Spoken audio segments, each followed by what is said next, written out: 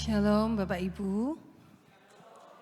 Kita akan memulai ibadah kita pada siang hari ini yang kita siapkan diri untuk mendengar panggilan ibadah yang diambil dari Mazmur 100 ayat 1 hingga 2 dan Mazmur 96 ayat 8 hingga 9 yang berbunyi demikian.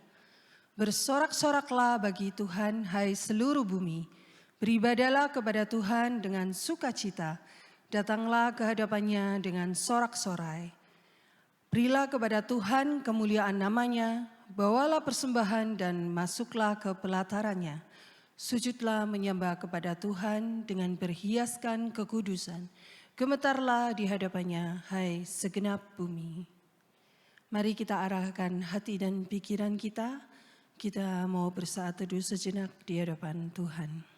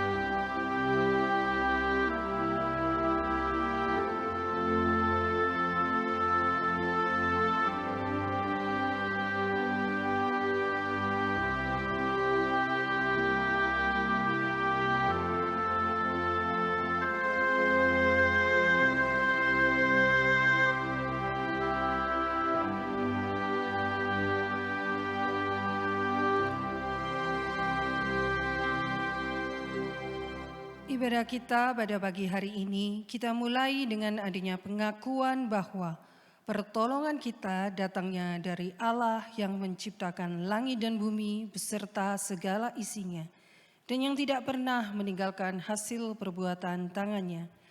Turunlah kiranya atas kita kasih karunia dari Allah Bapa, Putra, dan Roh Kudus. Amin. Mari kita naikkan pujian penghormatan bagi Allah Bapa.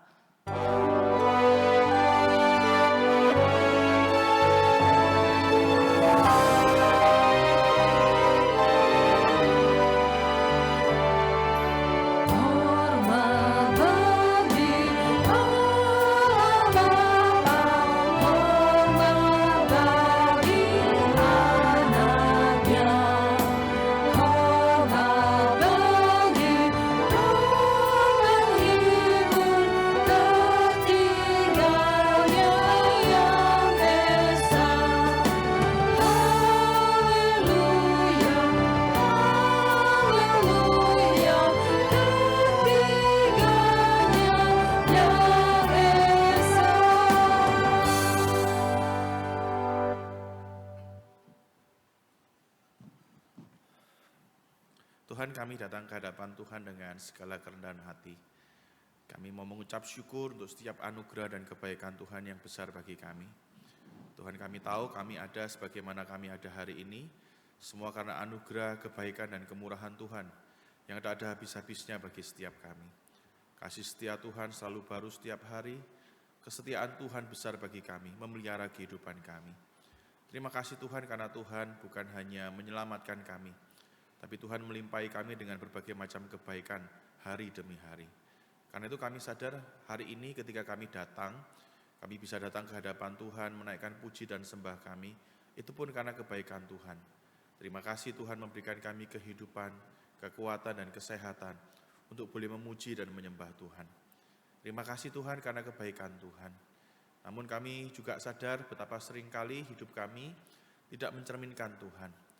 Seringkali pikiran kami memikirkan hal-hal yang jahat. Perkataan kami mengatakan hal-hal yang buruk dan tidak membangun orang lain.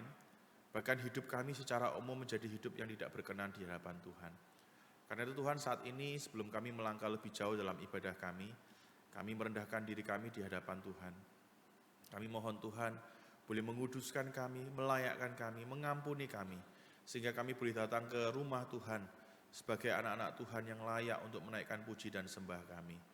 Tuhan kuduskan kami, Tuhan layakkan kami, sehingga pujian kami boleh menjadi satu persembahan yang harum dan berkenan kepada Tuhan. Bahkan Tuhan juga siapkan hidup kami, hati kami, supaya hati kami boleh menjadi tanah yang gembur, yang menerima benih firman Tuhan dengan penuh sukacita. Kiranya Tuhan mengubah hidup kami, menegur kami melalui firman Tuhan, dan memampukan kami agar kami boleh meletakkan Tuhan sebagai yang terutama dan utama dalam kehidupan kami. Terima kasih Tuhan, kami menyerahkan ibadah kami pada pagi ini. Berkati setiap kami, kiranya ibadah kami bukan hanya boleh membawa berkat bagi setiap kami, tapi di atas semuanya kami rindu ibadah kami boleh menjadi satu persembahan yang harum, yang berkenan di hadapan Tuhan. Hadirlah di tengah-tengah kami, memimpin kami di dalam ibadah kami pada pagi hari ini. Ini doa kami Tuhan, di dalam nama Tuhan Yesus kami berdoa. Amin. Jemaat dipersilakan untuk duduk. Hari ini adalah harinya Tuhan. Tuhan memanggil kita untuk datang beribadah kepadanya dan memuji-muji namanya. Mari masuk ke gerbangnya dengan hati yang bersyukur, memuji Tuhan. Dengan bergirang dan bersuka hati, kita mau menjawab panggilannya. Bersama-sama kita angkat suara, kita puji dan tinggikan nama Tuhan.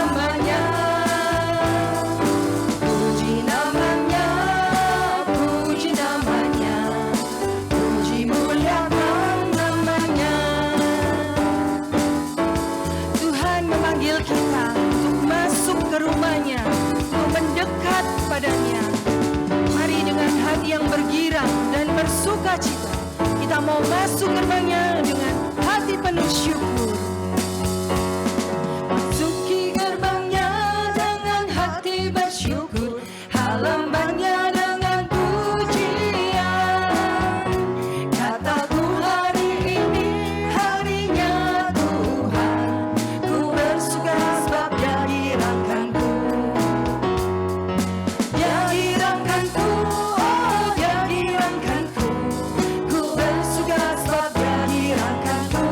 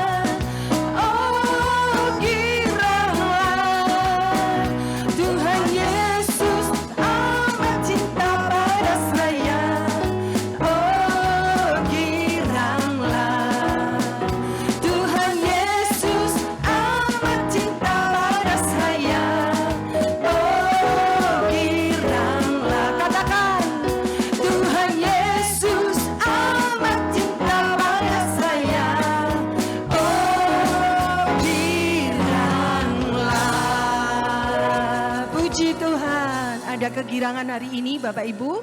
Amin, puji Tuhan. Bapak Ibu silakan untuk duduk kembali. Kasih Tuhan sungguh mulia, tulus dan sempurna. Pengorbanannya di atas kayu salib telah membuktikan begitu besar cinta Tuhan yang benar-benar tidak bersyarat, bahkan melebihi dari apa yang layak kita terima. Sungguh luar biasa cinta Tuhan kepada setiap kita. Oleh karena itu marilah kita datang kepadanya dengan hati bersyukur dan berterima kasih. Kita mau pujikan bersama-sama, sujud dan terima kasih. Si Tuhan sungguh mulia, tulus dan sempurna mengasihiku. Pengorbanan di Kalvari sungguh berharga, kau tebus dosaku.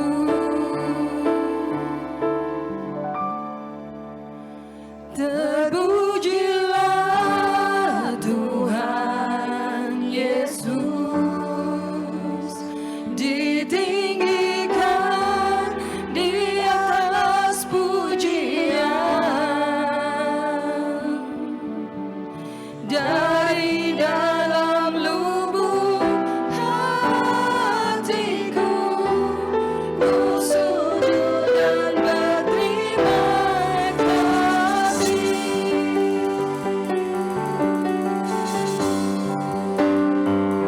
Kasih Tuhan tak bersyarat, tak seperti cinta yang ada di dunia, lalu memberi lebih dari yang layak ku terima di hidupku.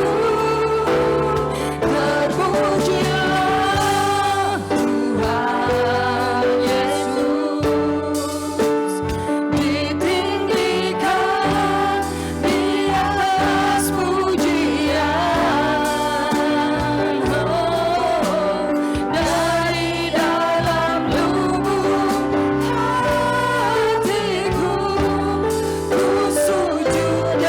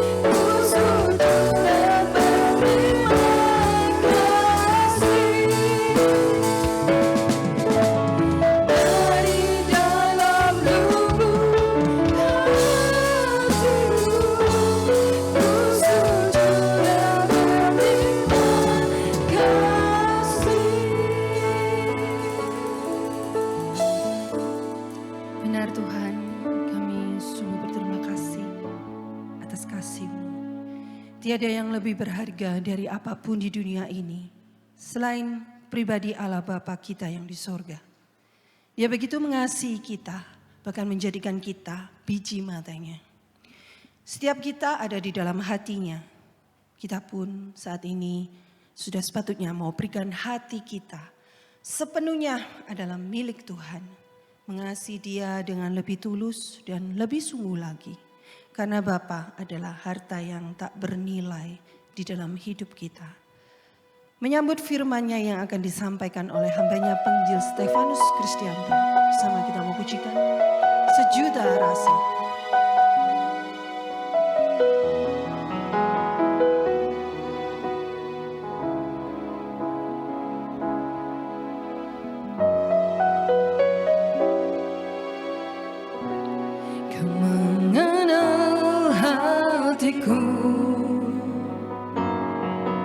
Hampa batinku tanpa hadirmu,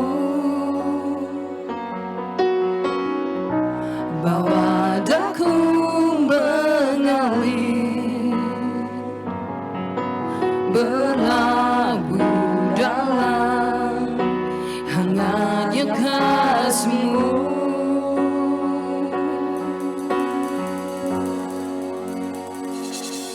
Sejuta rasa di jiwa, rindukan peluk-Mu Bapa.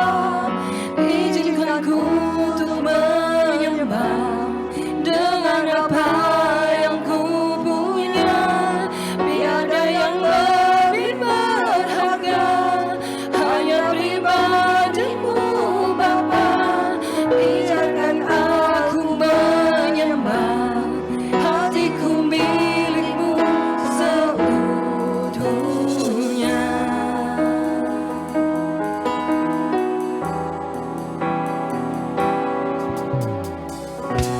Kau mengenal hatiku, hampa batinku tanpa hadir-Mu. Daku mengalir, berlabuh dalam hangatnya kasih-Mu. Sejuta rasa di jiwa, rindukan peluk-Mu Bapa. Izinkan ku untuk menyembah dengan apa yang ku punya. Tiada yang lebih berharga, hanya pribadi-Mu Bapa. Biarkan aku menyembah, hatiku milik-Mu seutuhnya. Sejuta rasa di jiwa, rindukan peluk-Mu Bapa. Izinkan ku untuk menyembah dengan apa yang ku punya. Tiada yang lebih berharga, hanya pribadi-Mu Bapa. Biarkan aku menyembah, hatiku milik-Mu seutuhnya.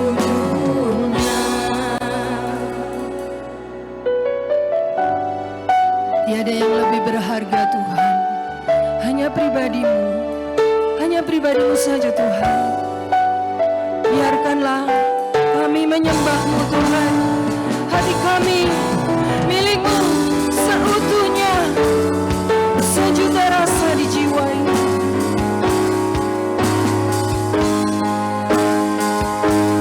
sejuta rasa di jiwa, rindukan peluk-Mu Bapa. Izinkan ku untuk menyembah dengan apa yang ku punya. Tiada yang lebih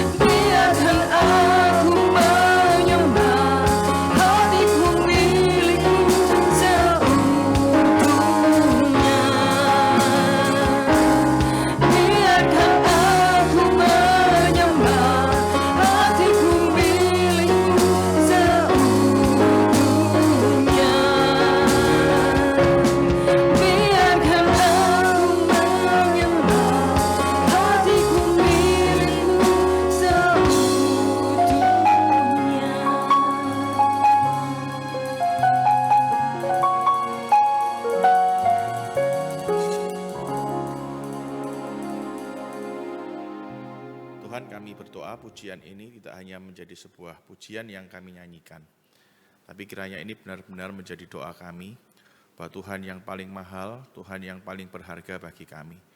Dibanding semua harta duniawi, kiranya Tuhan benar-benar ada di dalam hati kami, Tuhan menjadi Raja, Tuhan menjadi Tuhan dalam kehidupan kami. Terima kasih Tuhan, kami sebentar akan merenungkan kebenaran firman-Mu. Tenangkan hati kami Tuhan, agar kami boleh mendengar, memahami dengan baik, dan juga menghidupinya. Juga untuk hamba-Mu, Tuhan tahu kelemahan hamba-Mu, Tuhan tahu ketidakmampuan hamba-Mu. Namun kami sekali lagi berdoa, supaya Tuhan boleh kembali bekerja melampaui ketidakmampuan dan keterbatasan hamba-Mu. Mampukan hamba-Mu pagi siang hari ini untuk menyampaikan isi hati Tuhan dengan baik. Tuhan, kami menyerahkan jalannya pemberitaan firman pada pagi siang hari ini. Mohon Tuhan pimpin, Tuhan hadir di tengah-tengah kami, menguasai ruangan ini dan juga menguasai hati kami. Kiranya pemberitaan firman ini bukan hanya menjadi berkat bagi kami, tapi di atas semuanya kami rindu pemberitaan firman ini sungguh-sungguh boleh berkenan dan menyenangkan Tuhan. Ini doa kami, dalam nama Tuhan Yesus kami berdoa. Amin. Ya, selamat pagi Bapak Ibu Saudara sekalian. Belum jam 10 jadi masih pagi ya. Senang sekali di hari ini masih bisa bertemu dengan Bapak Ibu. Ini anugerah dan juga kebaikan Tuhan bagi kita semua. Kita akan merenungkan satu bagian firman Tuhan yang terambil dari Matius pasal yang ke-6, ayat yang ke-19 sampai 21. Matius pasal yang ke-6, ayat yang ke-19 sampai yang ke-21. Kalau sudah mendapatkannya, Bapak Ibu bisa menyimak Alkitabnya masing-masing. Saya akan membacakan untuk Bapak Ibu Saudara sekalian. Matius pasal 6, ayat yang ke-19 sampai 21. Begini bunyi firman Tuhan. Janganlah kamu mengumpulkan harta di bumi. Di bumi ngengat dan karat merusakkannya, dan pencuri membongkar serta mencurinya. Tetapi kumpulkanlah bagimu harta di surga. Di surga ngengat dan karat tidak merusakkannya, dan pencuri tidak membongkar serta mencurinya. Karena di mana hartamu berada, di situ juga hatimu berada. Ayat yang ke-21 saya ulang sekali lagi. Karena di mana hartamu berada, di situ juga hatimu berada. Amin. Bapak Ibu disadari atau tidak, kita ini sepanjang hidup sebenarnya diperhadapkan dengan berbagai macam pilihan. Jadi mulai dari kita lahir sampai nanti kita meninggal, di dalam interval waktu ini, sebenarnya setiap hari kita itu dihadapkan pada bermacam-macam pilihan kehidupan tanpa kita sadari.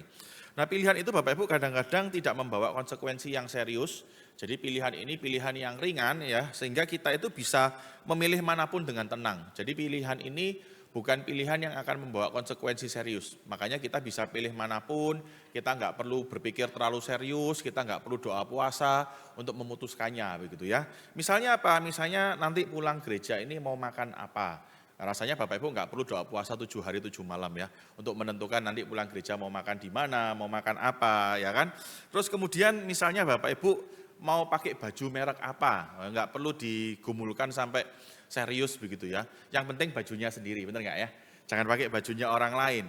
Kemudian misalnya ke gereja mau pakai baju warna apa, itu juga bukan sebuah pilihan yang Bapak Ibu perlu pikirkan dengan serius ya. Bapak Ibu tadi ke sini mau pakai baju warna merah, ya monggo ya kan. Mau pakai baju warna hitam, ya silakan. Yang penting pakai baju, jangan nggak pakai baju kan kayak gitu.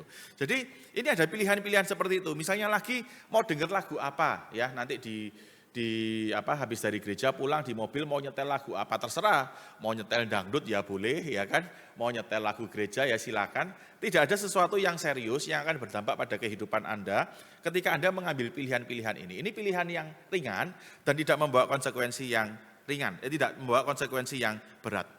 Tapi di sisi lain Bapak Ibu, di dalam hidup kita juga akan ketemu dengan pilihan-pilihan yang membawa konsekuensi serius. Jadi kita nggak bisa seperti yang pertama tadi. Kalau yang pertama tadi kita bisa milih sambil lalu, milih tanpa perlu pusing terlalu berat begitu ya. Tapi pilihan yang kedua itu pilihan yang dampaknya serius. Sehingga kalau kita mau milih, kita itu harus mikir dengan bijaksana. Mungkin kita harus menenangkan diri dulu, kita harus berdoa dulu, kita harus mikir dulu apakah pilihan yang kita ambil ini ada pilihan yang tepat atau pilihan yang bijaksana. Misalnya apa? Misalnya soal menikah gitu ya. Anda tidak bisa di jalan ketemu cewek cantik terus langsung disaut itu, ayo kawin ambil aku, itu tidak bisa ya kan. Anda nyaut ternyata bojone orang bisa disalib Anda, benar nggak ya? Anda harus mikir juga, tidak sembarang cowok itu juga bisa Anda nikahi gitu loh. Anda harus mikir dulu cocok enggak ya kan, nanti kalau diajak berumah tangga bisa atau enggak. Tadi pagi saya cerita ada seorang filsuf namanya Sokrates. Sokrates itu pernah katakan begini, menikahlah. Kalau kamu dapat istri yang baik, maka hidupmu akan bahagia. Tapi kalau kamu dapat istri yang tidak baik, maka kamu akan jadi filsuf seperti saya gitu ya. Jadi Sokrates itu memang konon menurut cerita, kita nggak punya tulisannya direkam oleh filsuf lain yang namanya saya kok lupa namanya, Plato begitu ya. Nah konon katanya istrinya itu termasuk istri yang galak gitu ya. Makanya dia itu akhirnya jadi filsuf, mikir terus dulu kok mau ya gitu ya. Jadi mungkin kalau Bapak Ibu salah pilih, nah siap-siap jadi filsuf gitu ya. Terus misalnya lagi selain menikah apa? Soal jurusan. Rasanya ini gini, kita ini berpikir soal jurusan serius, itu kalau disuruh sama Pak Sulaiman, ayo masuk jadi hamba Tuhan. Baru bilang, tak doakan serius Pak, tak doakan sungguh-sungguh ya kan. Tapi sebenarnya semua pilihan, jurusan yang kita ambil untuk anak-anak Anda harusnya digumulkan dengan serius. Karena itu terkait dengan identitas mereka di mata Tuhan. Tuhan pengen jadi seperti apa, harusnya itu digumulkan dengan serius. Mau mengambil jurusan bisnis atau jurusan hukum, itu harusnya kita doakan dengan serius. Tidak boleh sekedar langsung milih, itu tidak boleh. Misalnya beli rumah atau tidak, itu keputusan yang besar. Anda tidak bisa ya kan tiba-tiba langsung mikir beli rumah aja. Dipikir dulu, kalau gajinya UMR mau beli rumah, apalagi di perumahan mewah, itu namanya Anda bunuh diri, ya kan? Gaji UMR mau beli rumah di Graha Family misalnya, ya kan? Itu namanya cari perkara, kan kayak gitu. Kapan hari itu saya baca satu tulisan gitu ya, orang ini cerita tentang pengalamannya. Awalnya dia itu secara ekonomi merasa mampu untuk nyicil rumah, tapi sejalan dengan waktu dia sadar ternyata dia tidak siap untuk nyicil rumah, sehingga akhirnya rumahnya itu diambil kembali oleh pengembang begitu ya, dia tidak mampu untuk nyicil. Nah ini ada keputusan-keputusan kecil, tapi juga ada keputusan-keputusan besar yang kita itu tidak bisa milihnya sambil lalu, yang kita itu harus pikir dengan serius begitu ya, kira-kira yang mana yang baik buat saya. Nah di dalam bagian yang kita baca tadi, sebenarnya Tuhan juga memberitahu kita bahwa kita ini ketemu dengan dua pilihan yang kita kebanyakan anggap remeh, tapi sebenarnya menurut Tuhan itu penting sekali karena terkait dengan masalah hati kita. Pilihannya itu soal harta Bapak Ibu. Jadi Tuhan kasih tahu kita bahwa kita semua itu sebenarnya dihadapkan pada dua jenis harta. Yang pertama itu harta duniawi, yang kedua harta di surga. Dan Tuhan itu mau kita begini, kita ini mengambil waktu ya kan sungguh-sungguh, berpikir sungguh-sungguh, sehingga kita itu dengan tepat memilih mana yang seharusnya menjadi prioritas kita.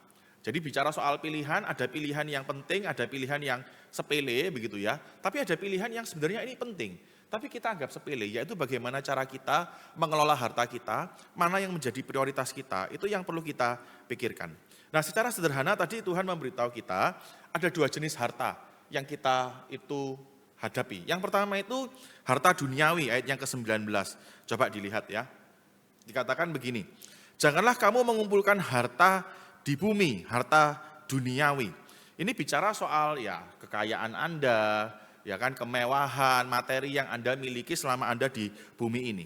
Nah ternyata terhadap hal ini Tuhan ingatkan kita begini, supaya kita itu tidak sibuk mengumpulkan harta jenis ini. Kalau kita baca yang ke-19 tadi Tuhan malah katakan begini Bapak Ibu, janganlah kamu mengumpulkan harta di bumi ini. Nah, yang dimaksud Tuhan di sini itu bukan berarti kita nggak boleh punya harta ya, bukan. Tuhan itu tahu masalah utamanya bukan harta ya. Harta itu bukan masalah utamanya. Paulus katakan akar segala kejahatan itu bukan uang, tapi cinta uang. Kalau Bapak Ibu berpikir harta uang jadi masalah, ya bolehlah nanti kasih saya pulang ya. Nanti saya yang menaklukkannya gitu loh. Masalahnya itu Tuhan tahu, bukan hartanya. Tapi kecintaan kita terhadap harta. Yang Tuhan tentang di sini itu bukan kita nggak boleh punya duit loh, bukan loh ya. Yang Tuhan tentang di sini, kalau kita itu mencintai harta kita berlebihan. Kenapa kok nggak boleh? Karena Tuhan katakan begini secara sederhana, bahwa ngengat dan karat itu bisa merusakkannya, pencuri itu bisa mengambilnya. Bapak Ibu pada masa itu memang belum seperti sekarang. Kita ini sekarang kalau mau nyimpen barang gampang ya, nyimpen uang paling gampang di mana? Paling aman. Di bank ya, benar ya? Nah, zaman itu belum ada bank Bapak Ibu ya. Ya memang tiap zaman itu punya cara nyimpen yang beda-beda ya. Tadi pagi saya cerita, waktu saya kecil itu ibu-ibu itu kayaknya paling aman nyimpen duit itu di sini ya, maaf ya. Jadi saya itu kalau misalnya beli, dapat kembali, terus ibunya itu ngeluarin dari sini, itu saya terimanya mesti gini gitu ya. Ya, rodok-rodok wedi Bapak Ibu. Tapi mungkin dibikin itu yang paling aman ya kan. Nah, orang pada masa itu belum ada bank. Nah, sehingga kalau misalnya mau nyimpen duit bagaimana? Ya simpen di rumah. Tapi kalau ditaruh di rumah biasa, ditaruh biasa itu kan nanti bisa jadi pusat perhatian, bisa diambil orang. Sehingga pada masa itu biasanya orang itu paling aman gini, hartanya itu ditaruh di dalam tanah, dipendam di dalam tanah. Biasanya orang-orang waktu itu kalau nyimpen hartanya akan dilipat gitu ya, ditaruh di satu wadah, kemudian entah di dalam rumah atau ditaruh di luar rumah. Nah, biasanya kalau di luar rumah nanti dikasih ancer-ancer tahu ya. Misalnya dekatnya pohon ini atau dekatnya tanaman ini. Supaya kalau sewaktu-waktu dia membutuhkan hartanya, dia tahu dia harus menggali di sebelah mana. Nah, pada masa itu karena belum ada bank, kebanyakan orang itu nyimpen hartanya di dalam tanah memang. Disimpan di dalam tanah supaya semuanya aman. Nah, kalau barang disimpan di dalam tanah, Anda tahu di dalam tanah itu ada banyak binatang, kemudian di dalam tanah itu lembab, pasti otomatis barang itu mudah rusak, benar nggak? Setuju sama saya? Setuju ya? Kalau nggak percaya nanti pulang boleh taruh 5 baju gitu ya, terus Anda bungkus, Anda taruh dipendam di dalam tanah. Nanti lihat setelah 2-3 minggu apa yang terjadi. Nah, nggak maksudnya? Nah, jadi Tuhan itu intinya begini lewat bagian ini. Tuhan mau tekankan begini, bahwa harta duniawi itu, kenapa Tuhan katakan jangan jadi perhatian kita, kenapa kita nggak boleh cinta berlebihan, karena harta duniawi ini tidak permanen Bapak Ibu. Harta duniawi itu bisa rusak, bisa hilang, bisa diambil oleh orang lain. Saya yakin sampai hari ini kita pun juga setuju ya, harta itu sifatnya tidak kekal. Setuju? Anda mau simpen dimanapun, harta itu bisa hilang kok. Ya enggak? Anda sekarang berpikir, oh saya simpen uangnya di bank. Ya kalau banknya misalnya bangkrut, duit Anda hilang ya hilang, ngerti maksudnya. Anda jangan lupa loh, sekarang ini segala sesuatu itu bisa berubah. Anda berpikir di bank saya aman, saya depositokan. Tapi jangan lupa sekarang ini ada banyak scam. Nah biasanya itu bapak-bapak, ibu-ibu yang nggak akrab dengan handphone gitu ya. Nanti di WhatsApp dikirimi link, ya dikirimi apa gitu ya. Tiba-tiba duitnya entek, kan kayak gitu. Saya pernah baca itu satu bapak-bapak, uangnya di bank 80 juta, dia dikirimi sesuatu atau apa saya lupa gitu ya. Hanya dalam waktu sekejap, duit 80 juta jadi sisa cuma 19 atau 20 ribu gitu loh. Jangan berpikir bahwa hari ini nyimpan uang di bank itu pasti aman. Enggak. Harta itu tidak pernah kekal. Harta itu bisa hilang sewaktu-waktu. Ada banyak penipu yang bisa sewaktu-waktu mengambil uang kita. Inflasi itu juga bisa menguras harta kita, benar enggak? Anda uangnya sama, disimpan terus gitu ya. Beberapa tahun kemudian nilai uang Anda itu sudah turun, ya enggak? Uang 100 ribu 5 tahun lalu sama uang 100 ribu sekarang itu harta nilainya sudah beda, benar enggak? 100 ribu waktu saya kecil sama 100 ribu sekarang itu nilainya sudah beda. Berarti kan ada nilai yang terhilang dari harta Anda. Inflasi membuat kita bisa kehilangan harta. Bencana musibah bisa membuat kita kehilangan harta. Tadi pagi saya cerita pengalaman satu jemaat saya yang waktu saya melayani satu gereja, dia itu ceritakan bahwa dia itu dulu tinggal di Kalimantan dan dia sama suaminya termasuk orang kaya ya. Jadi orangnya itu benar-benar crazy rich ya. Ya kalau kita ini kan masih baru dapat crazy-nya, rich-nya masih belum ya. Ya, saya kayak gitulah. Saya belum dapat rich-nya, masih crazy-nya aja gitu ya. Jadi ini crazy rich loh, karena dia itu punya rumah banyak dan rumahnya itu disewakan di mana-mana. Ternyata Bapak Ibu hanya dalam waktu 1 malam dia yang awalnya jadi orang kaya berubah jadi orang miskin. Jadi dia di Kalimantan karena kebanyakan rumahnya kan rumah panggung. Ternyata rumahnya itu dalam waktu 1 malam, rumahnya itu bisa kebakaran bersama, saling nempel gitu ya. Kebakaran 19 rumah itu habis semua. Dari yang punya harta jadi orang miskin. Bencana bisa membuat Anda jadi miskin sewaktu-waktu, kehilangan harta sewaktu-waktu. Penyakit itu juga bisa menghilangkan harta kita, benar enggak? Papa dari ketua majelis saya pernah cerita, papanya itu bilang begini, ada 2 rumah yang kita itu sebisa mungkin hindari. Yang pertama itu rumah judi, dan yang kedua itu rumah sakit. Ya kan? Ya kalau rumah judi memang harus dihindari lah ya, orang Kristen jangan. Rumah sakit ini yang agak susah ya, benar enggak? Apalagi kalau kita tambah umur, itu kan ada lagunya. Ingat kolesterol gitu ya, ingat asam urat gitu ya. Dan darah tinggi, diabetes, kan kayak gitu. Sakitnya itu muncul semua. Jadi sama rumah sakit itu kalau bisa langganan ya kan. Mulai saking rumah sakit nggak bisa bikin member VIP ya gitu ya. Tapi Anda tahu orang-orang yang punya duit apalagi sakit keras, rasanya duit itu enggak ada artinya. Jadi jangan berpikir begini, hari ini saya lebih bisa nyimpen duit kok. Enggak kayak orang-orang zaman dulu gitu loh. Dalam kenyataannya sampai hari ini pun harta kita ini sifatnya tidak permanen. Kalaupun kita punya duit, hartanya masih ada, kitanya enggak kekal, benar enggak? Anda duitnya masih ada, tiba-tiba Anda kena stroke mati, Anda enggak bisa nikmati. Makanya Tuhan katakan begini, karena harta duniawi ini tidak permanen, bisa rusak, bisa hilang, bisa diambil orang lain, kita juga belum tentu bisa menikmati. Tuhan bilang apa? Jangan taruh hatimu di sana. Jangan mengumpulkan harta yang seperti ini. Tidak permanen, tidak permanen. Nah, harta yang kedua yang Tuhan bilang, tadi kita baca di ayat yang ke-20, itu harta surgawi. Tuhan katakan begini, tetapi kumpulkanlah bagimu harta di surga ngengat dan kara tidak merusakkannya, dan pencuri tidak membongkar serta mencurinya. Harta ini kita nggak tahu apa yang dimaksud Tuhan Yesus ketika bicara harta surgawi, kita nggak tahu. Tuhan Yesus nggak ngomong. Waktu saya mempersiapkan ini, beberapa penafsir itu punya macam-macam pandangan. Ada yang bilang, oh mungkin ini bicara soal keselamatan kita. Harta surgawi itu bicara soal keselamatan. Tapi kalau kayak gitu kesannya kok kayak kita ini selamat karena berbuat baik ya gitu ya. Ada lagi yang bilang, oh mungkin ini bicara soal pahala yang kita dapat. Ada yang bilang ini mungkin bicara soal jiwa dan sebagainya. Nah kita tidak tahu pasti, Meskipun saya pribadi kalau milih ya, saya pikir mungkin di sini Tuhan itu bicara soal pahala-pahala yang nanti kita akan terima di surga. Mungkin. Nah tapi apapun itu, yang jelas Tuhan mau bilang begini. Kenapa kita harus pilih harta yang ini, bukan harta duniawi? Karena kalau harta duniawi ini tidak permanen, bisa rusak, bisa hilang. Harta surgawi ini tidak akan bisa rusak, tidak akan bisa hilang. Harta surgawi ini nanti yang akan bersama dengan kita waktu kita ketemu dengan Tuhan. Harta duniawi tidak bisa menemani kita kok, tidak bisa menemani kita ya. Saya tadi bagi cerita, saya ini kadang-kadang mimpi dapat duit. Nah di tengah mimpi itu saya sadar, ini saya mimpi, untuk duit gitu ya. Terus saya sadar, ini gimana ya, cara membawa uang di mimpi saya ke dalam dunia nyata, kan pengen toh ya. Di mimpi untuk duit 100 juta gitu, kan cuman mimpi toh ya kan. Kalau bisa tuh melek ada duit itu sungguhan gitu loh. Ternyata nggak bisa Bapak Ibu ya, tetap nggak bisa. Nah sama, nanti harta duniawi ini tidak akan kita bawa. Ketika kita ketemu Tuhan, ini yang kita akan bawa. Harta surgawi ini, kalau harta duniawi bisa rusak, bisa hilang, bisa diambil orang lain. Yang ini nggak bisa rusak, ini nggak bisa hilang. Ini yang akan kita bawa waktu kita ketemu Tuhan. Dan Tuhan tadi ingatkan, supaya kita para muridnya itu mengumpulkan harta ini. Bukan harta yang ini. Harta di surga, bukan harta di bumi.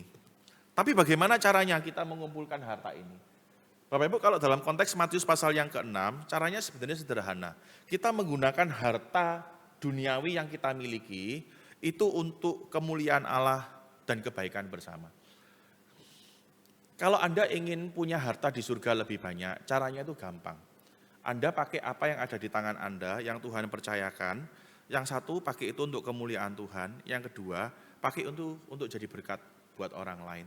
Waktu kita pakai harta duniawi itu untuk kemuliaan Tuhan, untuk pekerjaan Tuhan, untuk kebaikan sesama, maka tanpa kita sadari, kita sedang menumpuk harta di surga.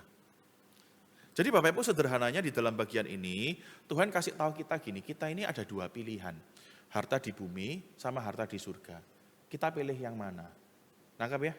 Tuhan ingatkan jangan pilih harta di bumi, kenapa? Tidak kekal, nanti mati tidak bisa kita bawa. Pilih harta di surga, kenapa? Ini kekal. Nanti mati kita akan bawa. Bagaimana caranya kita dapat harta di surga? Sederhana, pakai apa yang ada di tangan Anda, kekayaan yang ada di tangan Anda, harta di bumi yang Anda miliki, pakai itu untuk kemuliaan Allah, pakai itu untuk kebaikan sesama, pakai itu untuk jadi berkat bagi orang lain. Nah sampai di sini rasanya gampang ya, benar nggak? Sudah jelas, oh poinnya Tuhan Yesus sederhana, gampang, kalau kayak gitu kita sudah tahu. Tapi jujur ya, kita ini kalau disuruh memprioritaskan harta di surga, mengabaikan harta di bumi, bisa atau enggak? Misalnya tadi saya bilang, coba duitnya dikasih sama saya gitu ya, atau duitnya dikasih untuk gereja. Bisa apa enggak? Gampang atau enggak? Tidak gampang ya, tidak gampang ya. Bapak Ibu dalam kenyataannya tidak gampang. Dan Tuhan tahu itu. Tadi di ayat 24, coba dilihat ayat 24. Tuhan itu bilang begini, tak seorang pun dapat mengabdi kepada dua tuan. Karena jika demikian, ia akan membenci yang seorang dan mengasihi yang lain. Atau ia akan setia kepada yang seorang dan tidak mengindahkan yang lain. Kamu tidak dapat mengabdi kepada Allah dan kepada Mamon. Beberapa terjemahan menerjemahkannya uang atau kekayaan. Bapak Ibu, Tuhan itu tahu gini, meskipun kita ini sudah diajari Tuhan, jangan bingung, jangan taruh hatimu di harta duniawi. Dalam kenyataannya kita itu masih suka taruh hati kita di harta duniawi.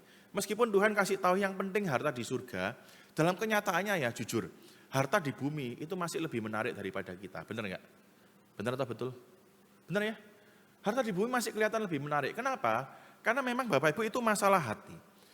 Tuhan itu kasih tahu kita gini, ternyata di dalam diri kita sebenarnya itu ada semacam quote and quote peperangan. Peperangan antara Allah dan antara uang, antara kekayaan. Keduanya itu sama-sama ingin menempati hati kita. Sama-sama ingin jadi Tuhan di hati kita. Sehingga dengan kata lain begini Bapak Ibu, ternyata yang namanya kekayaan, yang namanya harta itu tidak pernah statis. Tidak pernah statis. Ternyata harta itu punya kecenderungan untuk menguasai diri kita. Tadi pagi saya tanya begini, Bapak Ibu, ada enggak di sini yang kalau doa ya, bilang sama Tuhan, Tuhan gajiku hari ini cukup Tuhan, Tuhan enggak tambah enggak apa-apa. Ada yang doa kayak gitu? Atau doa Tuhan, duitku sekarang cukup Tuhan, wes Tuhan enggak tambahin, enggak berkati lagi enggak apa-apa, ini sudah lebih dari cukup. Ada kayak gitu? Enggak ada ya? Enggak ada ya? Kalau bisa itu kan tiap hari kita nyanyinya, Tuhan kirimkanlah aku duit 1 miliar saja, kan kayak gitu. Ya toh, hari ini 1 miliar, besok lagi ganti 2 miliar, terus naik kayak gitu. Bapak Ibu, kita ini ketika bersentuhan dengan uang, sadar enggak? Susah untuk ngomong cukup loh, bener enggak? Susah untuk ngomong cukup, susah untuk merasa puas. Kadang nilai tertentu yang membuat kita sukacita, setelah beberapa waktu itu sukacitanya hilang. Tadi pagi saya kasih contoh ya, misalnya Pak Sulaiman ya, diam-diam sama kita ya.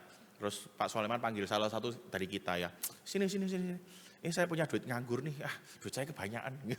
Tak kasih uang 1 juta, misalnya kayak gitu. Seneng nggak dikasih duit 1 juta sama Pak Sulaiman? Seneng ya, ya kan. Terus bulan depan dikasih lagi, sini, duit saya kebanyakan, nganggur ini 1 juta. 3-4 bulan dikasih gitu terus. Ya kan, seneng nggak? Seneng. Saya yakin gini, mungkin setelah 4 bulan, masuk bulan yang kelima, Anda akan mulai bergin, Pak Isa enggak naik gopek gitu. Kenapa? Karena gini, sadar enggak, sukacita pertama waktu Anda dapat 1 juta, itu sukacitanya sudah lama-kelamaan hilang. Jumlahnya itu harus dinaikin, supaya sukacita yang tadi waktu pertama kali dapat 1 juta, itu bisa muncul lagi, benar enggak? Anda pertama kali dapat gaji 10 juta, seneng enggak? Wah seneng. Tapi setelah 1 tahun sukacitanya hilang, ya. Kalau bisa itu gajinya naik ya 500 1 juta gitu ya. Kenapa kok kita itu enggak pernah bisa cukup ketika bersentuhan dengan harta? Karena memang harta itu punya kecenderungan untuk menguasai kita Bapak Ibu. Bahkan harta itu ketika menguasai kita seringkali gini, menguasainya itu subtle, halus sekali. Kita berpikir kita ini masih rohani, kita berpikir kita masih mengikut Tuhan. Tapi ternyata diam-diam hati kita sudah mulai, bahasa Jermannya itu melengse, ya kan? Melengse sudah tidak lagi pada Tuhan. Bapak Ibu ingat Matius 19, itu ada orang kaya, seorang pemuda kaya datang sama Tuhan. Bayangin, muda kaya, itu kan rasanya menantu idaman ya. Datang sama Tuhan, terus tanya sama Tuhan, Tuhan apa yang harus saya lakukan untuk memperoleh hidup yang kekal? Tuhan bilang apa? Apa yang kamu baca? Jangan membunuh, jangan mencuri, hormati orang tua, lakukan itu. Nah saya yakin orang ini ngelakuin. Karena kalau enggak Tuhan pasti bilang, bujuk gitu ya. Tapi ternyata Tuhan enggak bilang gitu loh. Berarti orang ini beneran. Saya yakin dia itu memang melakukan perintahnya Tuhan. Dia menghormati orang tua, dia enggak mencuri, dia enggak membunuh, enggak mengingini miliknya orang lain. Jadi orang ini rohani.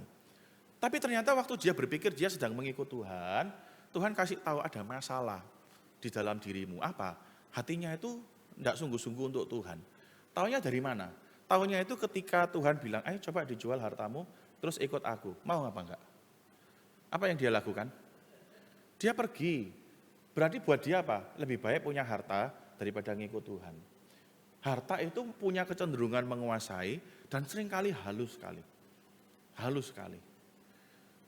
Taunya bagaimana Bapak Ibu? Wah, kalau kita gampang.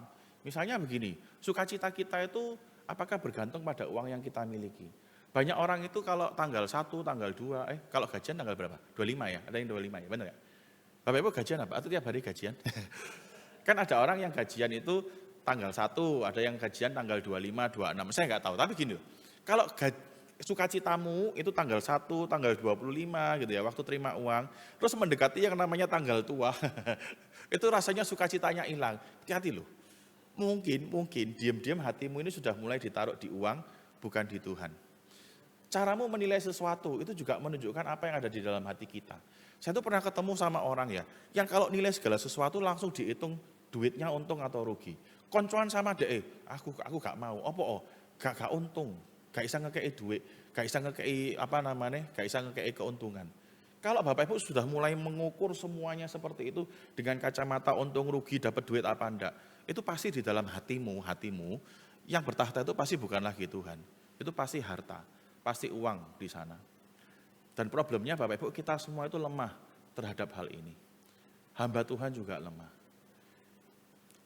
Tadi pagi saya juga cerita ya, saya mau cerita lagi nih. Saya kalau cerita itu biasanya hamba Tuhan kan cerita keberhasilannya ya. Wah, saya bergumul tapi saya menang. Tapi saya mau cerita saya nggak selalu berhasil. Saya juga gagal Bapak Ibu. Termasuk masalah ini tanpa saya sadari saya pernah mengalami masa ini. Saya berpikir saya sedang melayani Tuhan, tapi ternyata diam-diam hati saya itu sudah mulai melenceng dari apa yang Tuhan mau. Saya itu Bapak Ibu paling nggak suka dengan hamba Tuhan yang suka ganti-ganti jadwal karena dia terima undangan dari gereja yang lebih besar. Nangkap maksudnya ya? Misalnya dia diundang di gereja A lah. Gereja A ini cuma 1 kali ibadah, terus nanti habis khotbah amplopnya cuma 200.000 misalnya ya kan. Tiba-tiba di tanggal itu dia sudah terima. Tiba-tiba di tanggal itu ada gereja B yang lebih besar sekali khotbah 1 juta. Akhirnya gereja A ini dibatalin sama dia hanya demi terima gereja yang lebih besar. Nangkap maksudnya? Nangkap ya? Ya, dan itu banyak terjadi. Ada beberapa oknum hamba Tuhan, itu yang kayak gitu. Saya mengalami, saya ketika pelayanan ngundang satu hamba Tuhan, saya ngomong, tanggal ini ya, tolong di itu ya. Tiba-tiba mendekati hari H gitu ya. Dia bilang, aduh sorry ternyata saya itu sudah ada jadwal gitu ya. Saya tahu dia terima undangan dari gereja yang lebih besar. Karena beberapa kali saya tahu sendiri dengan mata kepala saya. Nah saya itu paling gak suka hamba Tuhan kayak gitu.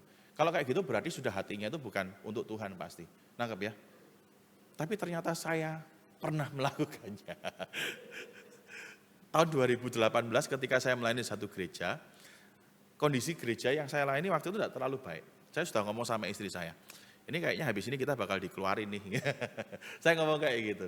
Jadi ada satu hal saya ngomong, kita bakal dikeluarin nih kayaknya. Nah karena kami ini sudah capek Bapak Ibu pindah-pindah. Bapak Ibu tahu namanya hamba Tuhan itu hartanya kan buku, ya kan. Jadi saya ngomong sama istri saya, itu istri pertama saya, kamu istri kedua gitu. Tapuk saya. Nah, terus saya bilang, nah ini kamu cemburuan sih, ini istri pertama saya nggak pernah cemburu gitu. Nah, tapi gini Bapak Ibu kalau pindah-pindah, bawa buku itu susahnya minta ampun, sungguhan. Buku saya memang nggak banyak, buku saya waktu itu sekitar 1000-an lah ya.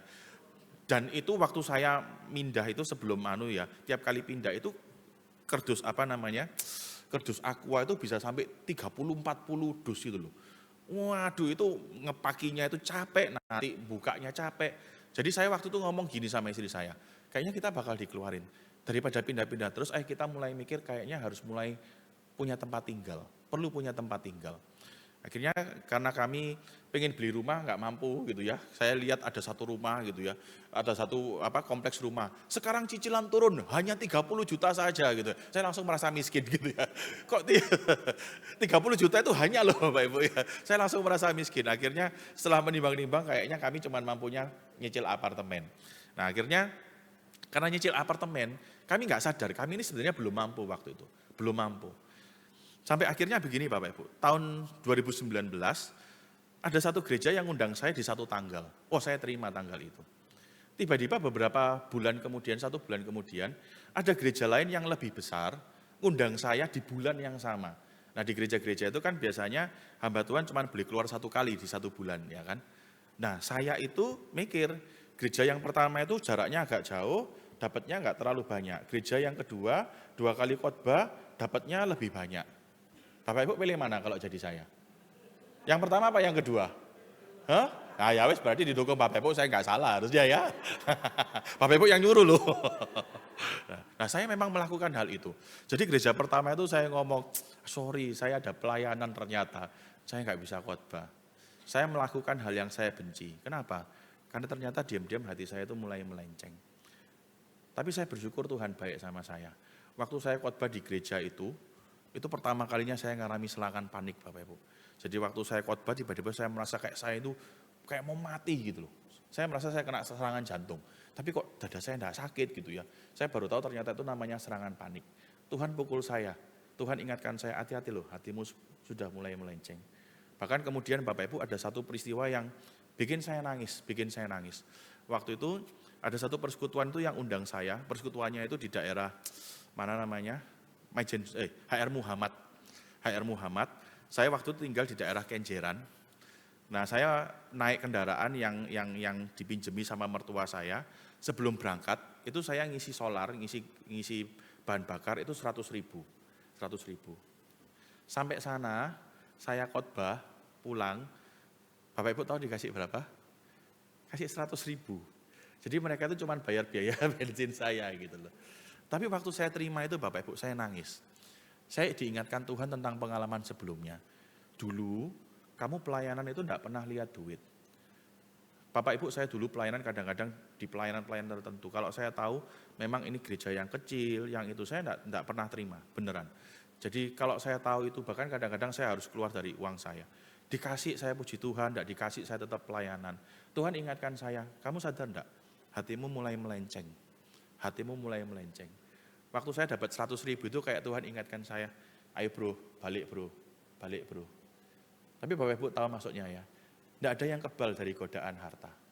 Hamba Tuhan tidak kebal juga. Kita juga tidak kebal. Makanya hati-hati.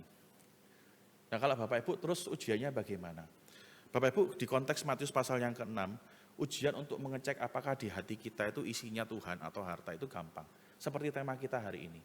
Bagaimana caramu waktu memberi persembahan? Di dalam Matius pasal 6, ayat yang pertama sampai yang keempat, di sana Tuhan itu bicara soal persembahan. Ini menarik Bapak, ini menarik. Di bagian itu, kalau terjemahan LA itu menerjemahnya gini, jika kamu memberi persembahan, atau bila kamu memberi persembahan, bila, jika, itu kayak bicara soal pengandaian, ya kan? Kalau ngasih, tapi ternyata di dalam bahasa Yunaninya Tuhan itu bilang begini, setiap kali kamu memberi persembahan. Berarti Tuhan itu mengasumsikan begini, para murid Tuhan itu punya gaya hidup memberi. Nangkep maksudnya? Yang namanya murid Tuhan, murid Yesus, itu pasti suka untuk memberi. Buat pekerjaan Tuhan, buat sesama. Bapak Ibu memberi itu memang tidak pernah wajib, benar nggak? Memberi itu tidak pernah wajib. Bapak Ibu nanti waktu disodori kolektor, terus Bapak Ibu tidak kasih. Pulang kan nggak mungkin dicengkewing ambil Pak Soleman. Ayo tadi gak ke kolektor ya. Cepat sekarang kasih. Kan nggak kayak gitu toh, benar nggak? Ya kan? Anda kemudian, Anda misalnya enggak kasih perpuluhan, Anda kan enggak mungkin, rasanya enggak tahu loh ya, ada gereja yang kayak gitu sih. Tapi Elion kayaknya enggak ya Pak ya, ditelepon sama ketua rayon gitu ya, kamu ngutang perpuluhan bulan ini. Masa sampai kayak gitu? Enggak ya, enggak ya, bener enggak? Enggak ya, nah ada yang kayak gitu. Tapi rasanya enggak kok. Karena gini, memang memberi itu enggak pernah wajib. Tapi Tuhan itu mengasumsikan, meskipun enggak wajib, tapi para murid itu akan punya kesadaran untuk memberi dari hatinya. Memberi itu harusnya jadi gaya hidupnya para murid. Bahkan para murid itu akan belajar memberi yang paling baik. Entah mereka kaya, entah mereka miskin. Tapi kalau mereka sadar saya ini muridnya Tuhan, maka saya pasti akan memberi untuk Tuhan. Saya akan memberi untuk sesama saya. Persembahan memang sukarela. Tapi para murid Tuhan itu pasti memberi yang terbaik. Nah, kesulitan kita memberi, seringkali itu pertanda bahwa jauh di dalam hati kita, uang itu sudah menguasai diri kita. Anggap? Kalau Anda merasa sulit kasih persembahan, sulit untuk berbagi sama orang lain, mungkin itu tanda bahwa di dalam hatimu itu, yang berkuasa di sana itu sudah bukan Tuhan, tapi harta, tapi uang. Bapak Ibu tahu ya, ada satu cerita, 3 orang itu mau kasih persembahan. Yang pertama orang Amerika, yang kedua orang Yahudi, yang ketiga orang Chinese. Nah yang pertama itu orang Amerika, dia bilang, Tuhan saya mau kasih persembahan. Caranya gini, saya akan bikin garis. Yang sebelah kiri punya saya, sebelah kanan punyanya Tuhan. Dia lempar uang $100 satu gepok, dilempar di tengah gitu ya. Beda sama kita, kalau kita kan dilempar rodok kiri gitu ya, supaya sing kanan titik. Ini lempar di tengah, kemudian 60% uangnya jatuh di sebelah kanan, 40% di sebelah kiri. Berarti yang buat Tuhan berapa? 60 ya, buat dia 40%. Dia bilang, Tuhan ini punya Tuhan, dia masukin kantong persembahan, ini punya saya. Kemudian yang kedua itu orang Yahudi yang terkenal pelit gitu ya. Terus dia bilang gini, Tuhan saya juga mau kasih persembahan ya, tapi caranya beda. Caranya saya akan bikin lingkaran, yang di dalam lingkaran punyanya Tuhan, yang di luar lingkaran punya saya. Dia bikin lingkaran tapi lingkarannya cuili gitu ya kan. Terus dia lempar. Ternyata yang masuk di lingkaran cuma 2 lembar. Terus dia bilang, Tuhan maaf Tuhan belum beruntung. Dia masukkan duitnya gitu ya. Terus yang ketiga orang Chinese. Jemaat Elion lagi, oh enggak ya. Jemaat Elion baik-baik, enggak.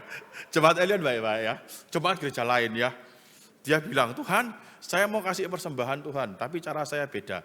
Nanti saya akan lempar uang saya, waktu saya lempar ke atas, Tuhan ambil sendiri ya Tuhan ya. Jadi yang di atas itu punyanya Tuhan, yang taruh jatuh ke bawah itu punya saya gitu ya. Dilempar sama dia, ternyata turun semua.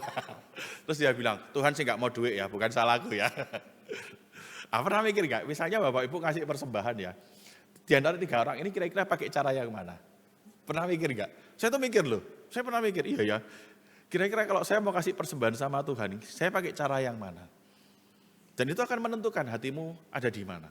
Atau misalnya gini, nanti waktu kolektor diedarkan, ya kan? Buka buka dompet, ada uang 5.000, 10.000, sama 100.000. Yang dimasukin yang mana? Ayo, saya ingin tahu. Yang masukin 100.000 coba angkat tangan. Yang masukin 20.000. Yang masukin 2.000. Yang lainnya, daripada ribut, karena masuk ya. Karena masuk ya apa-apa. Gitu ya. Bapak Ibu tak kasih tahu gini. Kalau Anda kasih 2.000, dan itu yang terbaik yang Anda bisa kasih, Tuhan tidak marah, sungguhan. Tuhan itu lihat hati kita kok. Kasih yang paling baik atau enggak.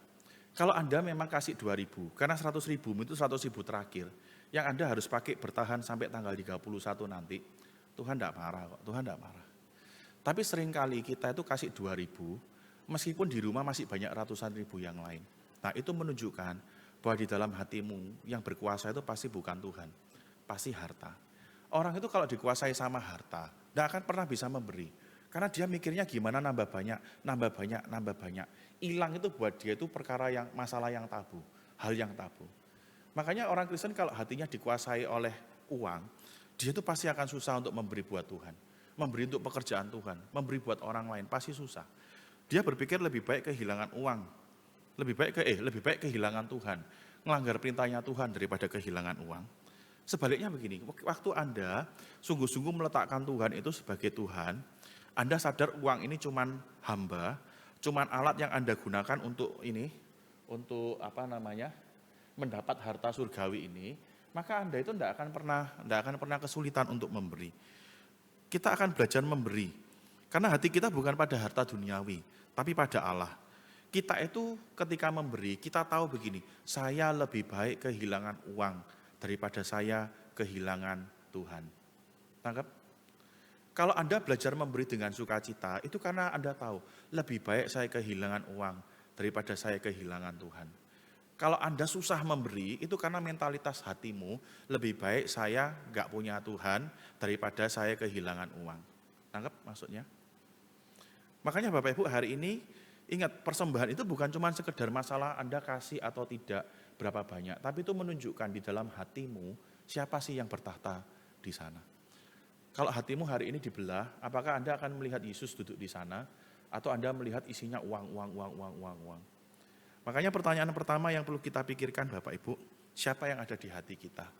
Di antara Allah dan Mamon, siapa yang berkuasa di hati kita? Orang yang dikuasai oleh Mamon, seperti tadi saya katakan, dia pasti akan susah untuk memberi. Karena buat dia lebih baik gak punya Tuhan daripada kehilangan harta.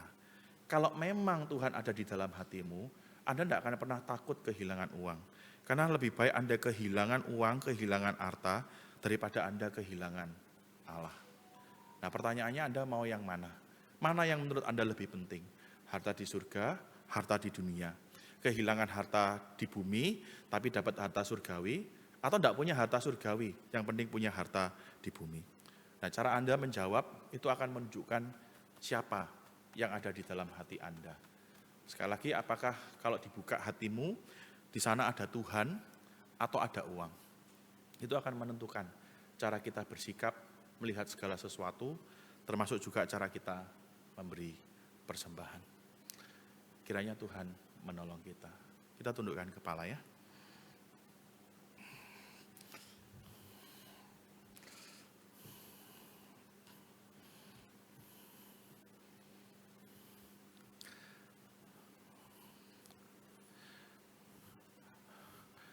Tuhan, firman-Mu sudah hamba sampaikan. Sekarang waktunya Tuhan yang bekerja dalam diri anak-anak-Mu. Menolong mereka untuk menjadi orang-orang yang sesuai dengan apa yang Tuhan mau. Kiranya Tuhan benar-benar menjadi Raja, menjadi Tuhan di dalam hati mereka. Sehingga mereka tidak pernah takut kehilangan harta, tidak pernah takut memberi. Karena mereka, apa yang mereka takutkan justru kehilangan perkenanan Tuhan. Mau memberi yang terbaik, karena mereka mau menyenangkan Tuhan. Ampuni kami Tuhan, ketika seringkali yang kami lakukan justru sebaliknya. Kami mengabaikan perintah Tuhan, karena kami lebih takut kehilangan harta, kehilangan uang kami. Tuhan saat ini koreksi setiap kami yang hadir saat ini. Tunjukkan siapa yang ada di dalam hati kami. Kiranya kami rindu, Tuhan boleh sungguh-sungguh mengubah kehidupan kami. Sehingga ketika hati kami dibedah di sana boleh dilihat nama Kristus yang menjadi Tuhan atas kehidupan kami. Kami tidak pernah pusing dengan harta di bumi, karena kami tahu apa yang terpenting adalah harta di surga yang akan kami nikmati bersama dengan Tuhan.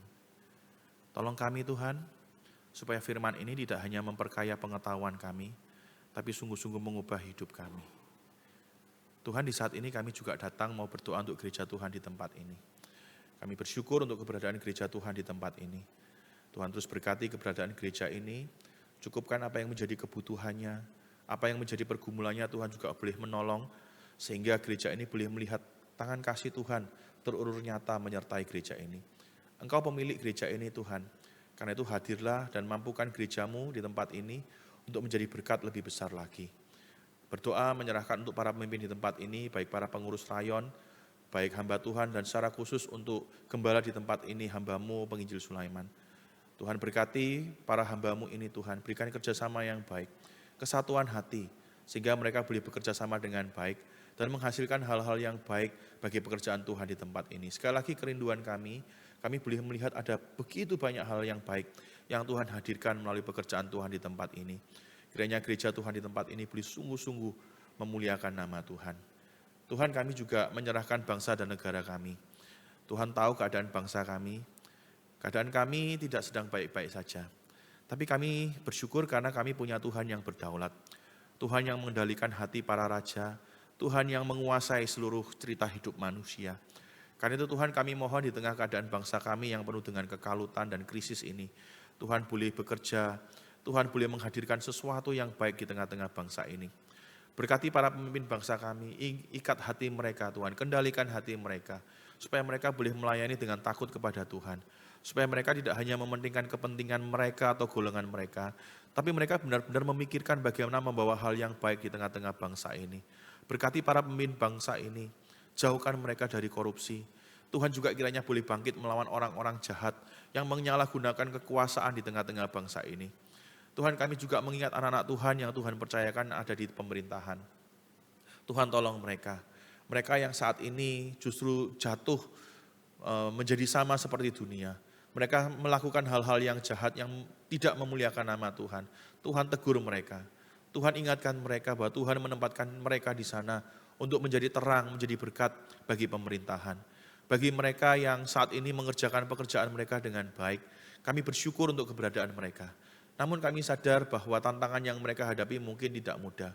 Tuhan pelihara mereka dalam kasih, dalam perlindungan-Mu, sehingga mereka boleh tetap mengerjakan apa yang terbaik bagi bangsa ini, dan Tuhan juga boleh menolong mereka menghasilkan lebih banyak lagi hal baik bagi bangsa dan negara kami. Berkati mereka, lindungi mereka Tuhan, supaya mereka boleh tetap setia di jalan yang Tuhan inginkan. Terima kasih Tuhan, berkati bangsa kami sekali lagi di tengah berbagai macam krisisnya. Tuhan kiranya boleh menghadirkan lebih banyak hal baik di tengah-tengah bangsa ini. Tuhan, kami juga berdoa untuk setiap kami yang hadir pada pagi hari ini, pagi siang hari ini. Tuhan tahu ada di antara kami yang datang dengan berbagai macam pergumulan. Ada yang bergumul dengan masalah kehidupan, pekerjaan, dengan masalah keluarga, dengan masalah keuangan, bahkan juga bergumul dengan masalah kesehatan. Di saat ini kami datang dengan segala kerendahan hati kami mohon Tuhan boleh hadir dan menolong kami di tengah-tengah pergumulan kami. Tolong kami supaya kami tidak kehilangan iman kami, tapi sebaliknya kami justru boleh semakin nyata melihat kehadiran Tuhan di tengah-tengah hidup kami. Tolong kami supaya kami tetap beriman kepada Tuhan, apapun yang Tuhan izinkan terjadi. Sekiranya mungkin kami rindu, Tuhan boleh memberikan jalan keluar yang terbaik. Namun ketika Tuhan punya rencana yang lain, ajarkan kami tetap bersandar, berharap, dan percaya bahwa Tuhan tahu yang terbaik. Terima kasih Tuhan, ini pokok-pokok doa kami. Kami bersyukur karena ketika kami menaikkan doa-doa kami tahu Tuhan kami mendengar. Bahkan Tuhan bukan hanya mendengar, tapi Tuhan selalu punya jawaban yang jauh lebih indah, jauh lebih mulia, jauh lebih bijak dari apa yang bisa kami minta dan doakan. Ini doa kami Tuhan, yang kami naikkan dengan penuh keyakinan di dalam nama Putra-Mu yang terkasih, Tuhan dan Juru Selamat kami, Tuhan Yesus Kristus. Amin. Bapak Ibu, saya undang untuk bangkit berdiri. Kita akan mengikrarkan pengakuan iman kita seturut dengan pengakuan iman rasuli. Pengakuan iman rasuli, aku percaya kepada Allah, Bapa yang Maha Kuasa, Khalik langit dan bumi, dan kepada Yesus Kristus anaknya yang tunggal Tuhan kita, yang dikandung dari Roh Kudus, lahir dari anak darah Maria, yang menderita sengsara di bawah pemerintahan Pontius Pilatus, disalibkan, mati dan dikuburkan, turun ke dalam kerajaan maut. Pada hari yang ketiga, bangkit pula dari antara orang mati, naik ke surga, duduk di sebelah kanan Allah, Bapa yang Maha Kuasa. Dan dari sana ia akan datang untuk menghakimi orang yang hidup dan yang mati. Aku percaya kepada Roh Kudus, gereja yang kudus dan am, persekutuan orang kudus, pengampunan dosa, kebangkitan tubuh, dan hidup yang kekal. Amin. Bapak Ibu dipersilakan duduk kembali, Tuhan memberkati.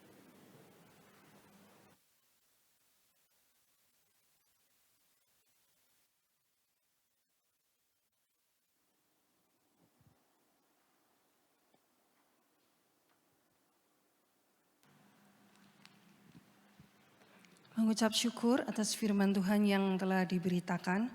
Kiranya Roh Kudus menolong setiap kita untuk dapat melakukannya di dalam kehidupan kita sehari-hari. Sesaat lagi kita diberikan kesempatan untuk memberikan persembahan. Tak hanya materi yang mau kita berikan, tapi terlebih lagi hati tulus, bahkan seluruh hidup kita mau berikan kepada Tuhan sebagai penyembahan dan persembahan yang hidup dan berkenan baginya.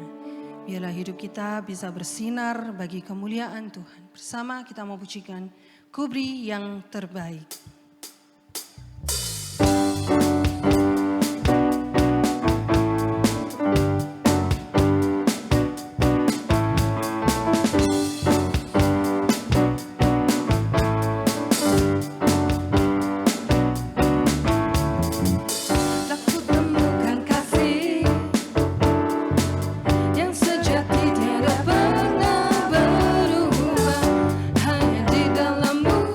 Yesus Tuhan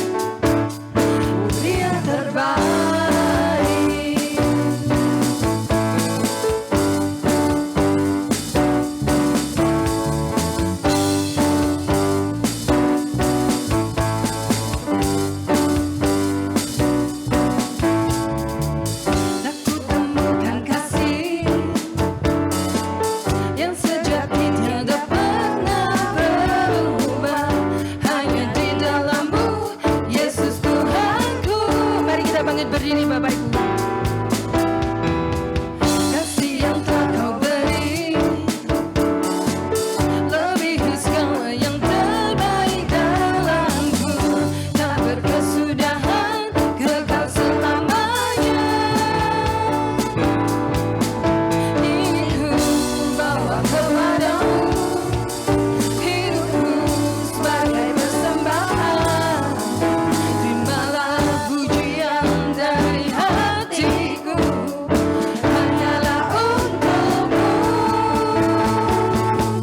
Ku beri yang terbaik, hanyalah bagimu, hanya untukmu yang termulia.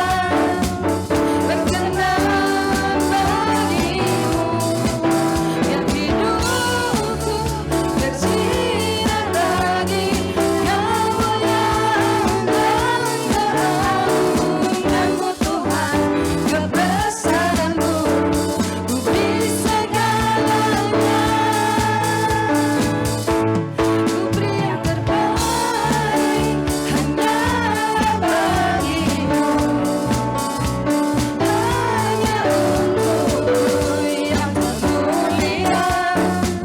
Berkenan bagimu, biar hidupku bersinar lagi kemuliaan dan keagunganmu Tuhan, kebesaranmu, ku beri segalanya.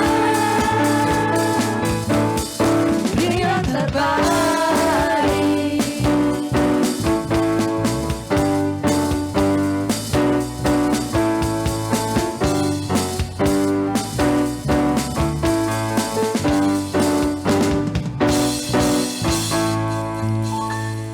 Benar Tuhan, kami mau memberikan yang terbaik dari setiap kami.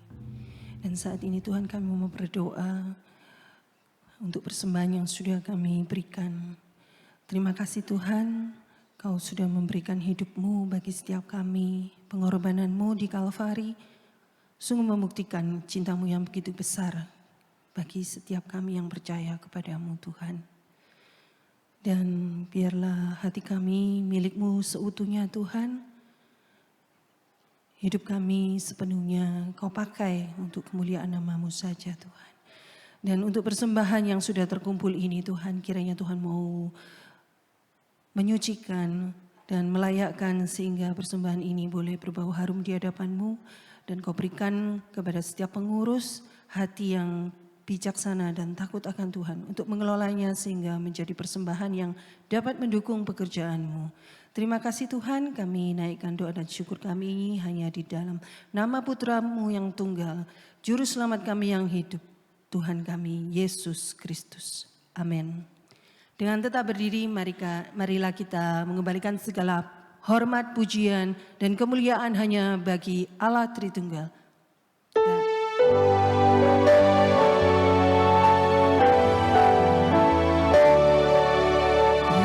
Puji Allah Subhanahu, puji Dia semua ciptaannya, puji Dia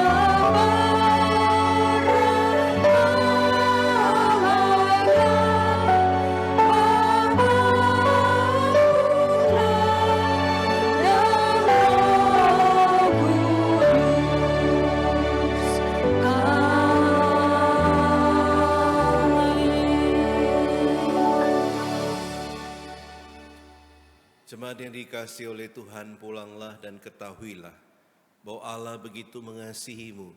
Karena itu sungguh-sungguhlah mengasihi Tuhan dan terimalah berkat daripadanya. Kiranya kasih karunia daripada Allah Bapa, kekuatan dan penopangan dari Tuhan kita Yesus Kristus, anugerah dan penghiburan dari Allah Roh Kudus, kiranya memampukan saudara dan saya untuk sungguh-sungguh mengasihi Tuhan dan memberikan apa yang kita miliki untuk Tuhan, mulai saat ini sampai selama-lamanya. Amin.